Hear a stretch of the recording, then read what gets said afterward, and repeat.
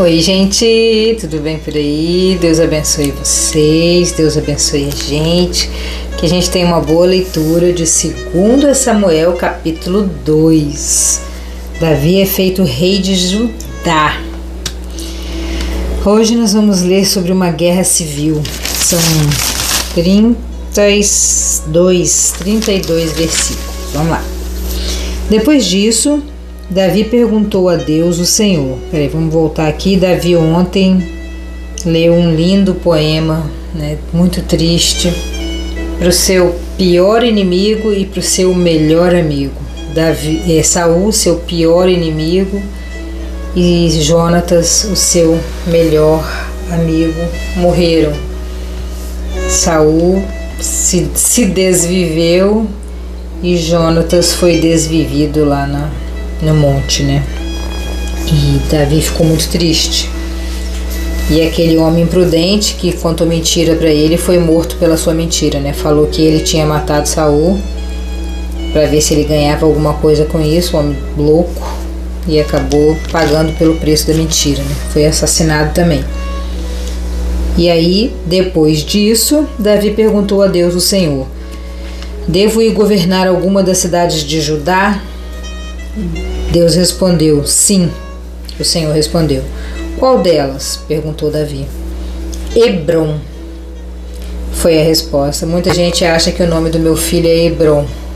Não é Hebrom, é Herom. Não é nome bíblico, é um nome hebraico. Quer dizer, é um nome grego, não é um nome hebraico.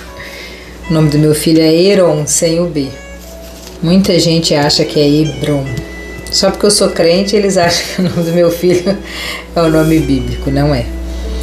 E Deus falou com ele para ele ir lá reinar sobre Hebrom. Então Davi foi para Hebrom, levando consigo as suas 2 esposas. Uma era Ainoã, da cidade de Jezreel, e a outra era Abigail, a viúva de Nabal, da cidade de Carmelo. Davi também levou seus soldados com suas famílias, e eles ficaram morando nas cidades vizinhas de Hebrom. Aí, os homens de Judá foram a Hebrom, ungiram Davi como rei de Judá. Quando Davi soube que os moradores da cidade de Jabes, da região de Gileade, tinham sepultado Saul, mandou que alguns homens fossem lá com a seguinte mensagem: que o Senhor abençoe vocês por terem feito a caridade de sepultar o nosso rei. Que o Senhor seja bom e fiel para vocês. Por causa do que fizeram, eu também os tratarei bem. Sejam fortes e valentes. Saul, o rei de vocês, morreu, e o povo de Judá me ungiu como rei deles. O comandante do exército de Saul, Abner, filho de Ner, havia fugido com Isbosete, o filho de Saul, para Manaim, do outro lado do rio Jordão.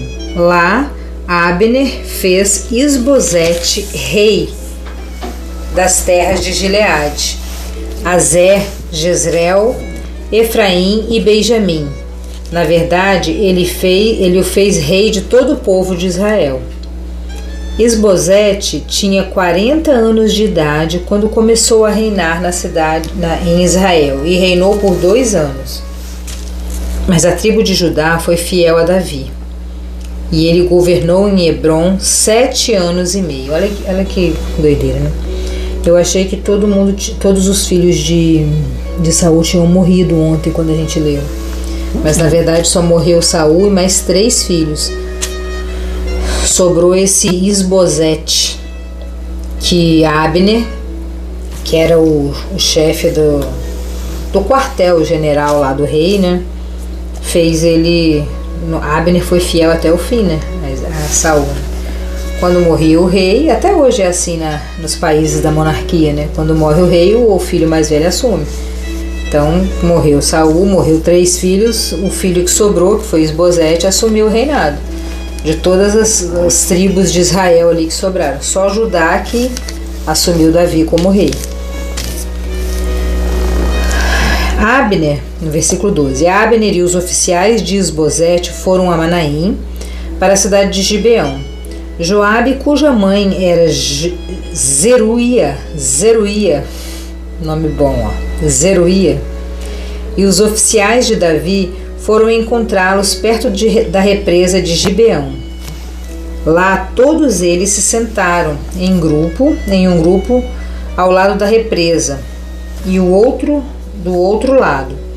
Então Abner disse a Joabe: deixe que alguns dos nossos moços enfrentem alguns dos seus. É por isso que eu falei sobre a guerra civil, ó. Vamos nos contextualizar aqui. Abner e os oficiais de Isbosete, que é o filho de Saul que assumiu, né? Foi para a cidade de Manaim, lá na cidade de Gibeão.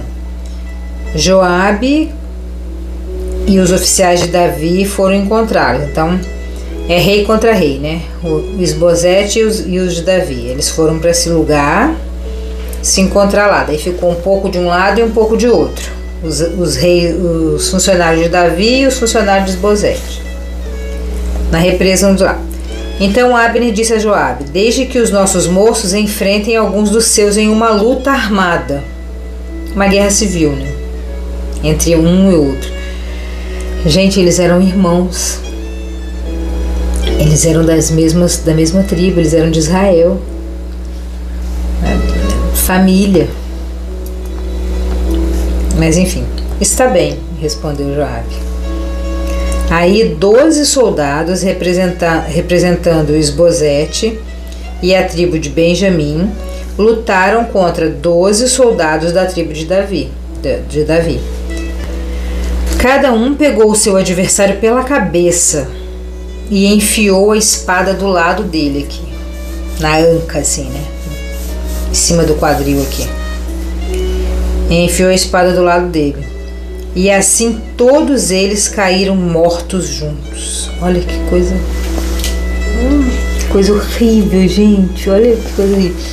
Eles pegaram pela cabeça e fincavam assim, ó, a faca aqui do lado. Aí fizeram um círculo. Todo mundo puxava um pelo cabelo do outro e ia fincando a faca. Eles se matavam gratuitamente. Só para ver quem ia cair primeiro. Você imagina a família dessas pessoas, desses jovens, eram jovens, meninos de 16, 17 anos, sei lá, 14 anos. Meu Deus, que coisa horrível. Cada um pegou seu adversário pela cabeça e enfiou a espada do lado. E assim todos caíram mortos juntos. Pra quê? Pra que essa ignorância, esse absurdo, essa coisa horrível? É sanguinário isso, é horrível. E por isso que aquele lugar perto da cidade de Gibeão é chamado de Campo das Espadas. Em seguida houve ali uma violenta batalha, um brigando com o outro. E Abner e os israelitas foram derrotados pelos soldados de Davi. Joabe, Abisai, Azael e os 3 filhos de Zeruia estavam lá. Azael, que era tão ligeiro como uma gazela selvagem, ele era um corredor, ele corria muito. Começou a perseguir Abner, correndo atrás dele. Abner olhou para trás e perguntou: Azael, é você? Sim, sou eu, respondeu ele. Para de me perseguir, disse Abner. Corra atrás de um dos soldados e pegue para você as coisas dele. Pare de me perseguir, Azael. Porém, Azael continuou a persegui-lo. Ele estava fissurado com Abner. Mais uma vez, Abner disse: pare de me perseguir, Azael. Você está me forçando a te matar. Eu vou te matar.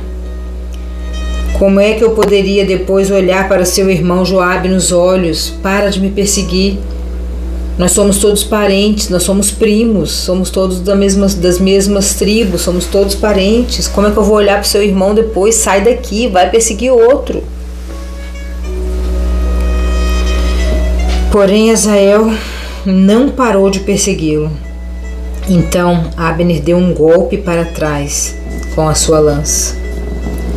Ela entrou na barriga de Azael e saiu pelas costas, e ele caiu morto no chão. E todos os que chegavam paravam no lugar onde ele estava caído. Ele era uma pessoa muito famosa, ele era um corredor. Ele corria muito, ele corria como uma gazela, ele era famoso por ser corredor. Mas Joabe e Abisai continuaram a perseguir Abner.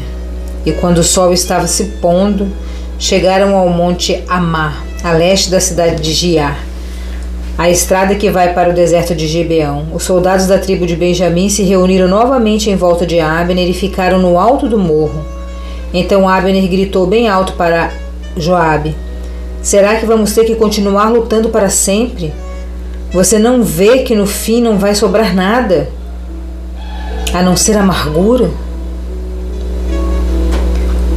Nós somos seus irmãos.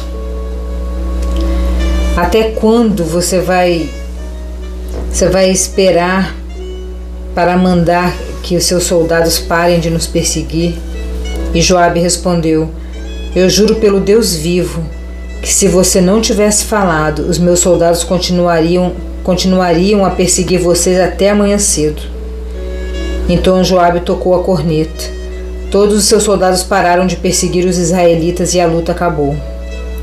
Durante toda aquela noite, Abner e os seus soldados marcharam pelo vale do Jordão. Atravessaram o rio Jordão e depois de marcharem toda a manhã do dia seguinte, chegaram à cidade de Manaim. Quando Joabe parou a perseguição, reuniu todos os seus soldados e viu que estava faltando 19, além de Azael. Porém, os soldados de Davi haviam matado 360 soldados de Abner, todos eles da tribo de Benjamim.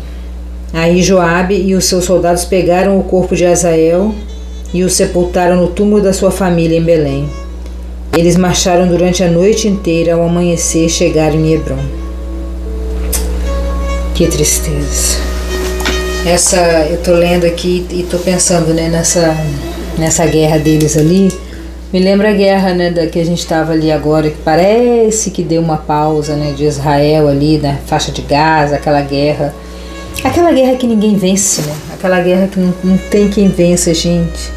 Eles cessam a guerra, mas e aquele monte de mortos, tanto para um lado quanto para o outro? É a mesma coisa aqui. Matou 300, matou 400, matou 3.000 e não importa. Se morreu um de cada lado, todo mundo perdeu. Todo mundo sempre perde numa guerra, né? Ninguém vence numa guerra. E aqui uma guerra entre os irmãos, mas a coisa assim mais bizarra dessa história é você juntar um monte de adolescente, cada um puxa o cabelo e finca a espada. Um vai fincando a espada e vai fazendo um ciclo, vai todo mundo morrendo. E as pessoas ali olhando aquela bizarrice. Ai, eu acho isso um caos, assim, pior do que a guerra em si, do que o restante da história, né? Enfim, odiei esse capítulo, achei esse capítulo um caos completo, mas é isso que acontece na vida, né? Na vida está acontecendo até hoje, desde Gênesis que isso está acontecendo. Desde que Sara teve a genial ideia de dar Agar para Abraão procriar, que a gente está vendo essa confusão aí, dessas tribos, dessa confusão toda aí. Que a gente vê essas guerras. Isso vai ser até Jesus voltar e fazer uma nova Jerusalém. Aí sim vão acabar as guerras, graças a Deus, amém. Essa é a minha esperança, espero que seja a sua também. Beijão no seu coração e até amanhã no capítulo 3. Começamos o livro 2 quente já. Até amanhã.